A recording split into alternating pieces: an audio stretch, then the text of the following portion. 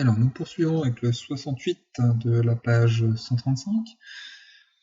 Donc là, ici, on vous demande de déterminer un encadrement de x au cube. Donc si on a un encadrement de x, on pourra directement obtenir x au cube. Et puis, on utilise toujours le même procédé, comme la fonction cube est strictement croissante, pour les inégalités, c'est assez simple.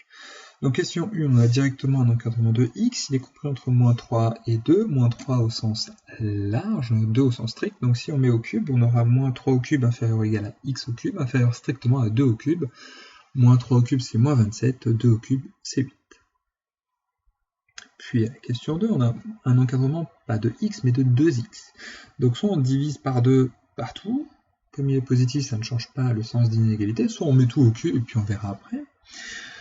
Donc je mets tout au cube, ça vous évitera les difficultés en termes de calcul. Donc si j'ai mis tout au cube, eh bien je mets moins racine de 2 au cube qui fait moins 2 racine de 2. Alors pourquoi? Eh bien moins racine de 2, le tout au cube, moins avec le cube nous donne moins, donc il est là. Il n'y a plus qu'à s'occuper du racine de 2 au cube, c'est-à-dire racine de 2 fois racine de 2 fois racine de 2. Les deux premiers nous donnent 2 et il nous en reste 1 de racine de 2. Inférieur à... Alors ici j'ai donc 2x le tout au cube, donc ce qui me fait 2 au cube, c'est-à-dire 8 fois x au cube, donc le cube ici ne porte que sur le x, inférieur ou égal à 1 au cube qui fait 1.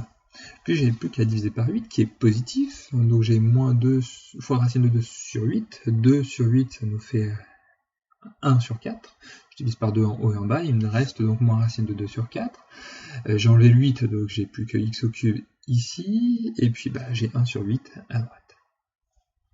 Pour le troisième, j'ai x plus grand que 5 sixièmes, donc x au cube plus grand que 5 sixièmes le tout au cube. 5 au cube ça fait 125, 6 au cube ça fait 216. 6 fois 6, 36, et 36 fois 6, ça nous fait 216. Pourquoi? Eh bien parce que 36, on peut l'écrire aussi 30 plus 6, et 30 plus 6 fois 6, ça nous fait 30 fois 6 plus 6 fois 6, 30 fois 6 ça fait 180, et 6 fois 6, 36, et 180 plus 36, ça fait bien 216. Donc voilà, et pour le dernier du 68, vous avez x plus petit strictement que... Alors il y a un 3 racines de 5, c'est une autre notation pour écrire racine cubique, comme ça vous l'aurez vu. Racine cubique de 5 sur 2. Alors, racine cubique on s'en occupe après, donc si on met au cube on a une fraction, donc le numérateur au cube, le dénominateur au cube, donc le sur 2 nous donne 2 sur 2 puissance 3, donc 8, et puis après on s'occupe du numérateur. Donc que signifie la racine cubique? Alors c'est comme un peu racine carrée. La racine carrée de 5, c'est un nombre, c'est même pas un nombre, c'est le nombre, tel que quand je le mets au carré, hop, la racine s'enlève. Et bien, pour puissance 3, puissance 4, puissance 5, eh bien, il y a la même chose, le pendant, avec la racine cubique, la racine quatrième, la racine cinquième. C'est-à-dire que si je prends le nombre qui correspond à la racine cubique de 5, où je ne sais pas trop ce que ça vaut, je ne les connais pas bien, et si je le mets au cube, ça vaut 5.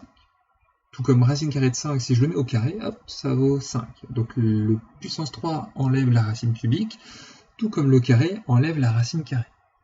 Bon, par convention, racine carrée, on ne met pas de petit 2, mais il pourrait y en avoir un qui correspondrait à la racine carrée que vous connaissez. Et si je mets à la place du petit 3, je mets un 4, donc c'est la racine quatrième. Quand je mets la puissance 4, hop, ça s'enlève et ça me donne 5. Donc ici, j'obtiens 5 sur 8.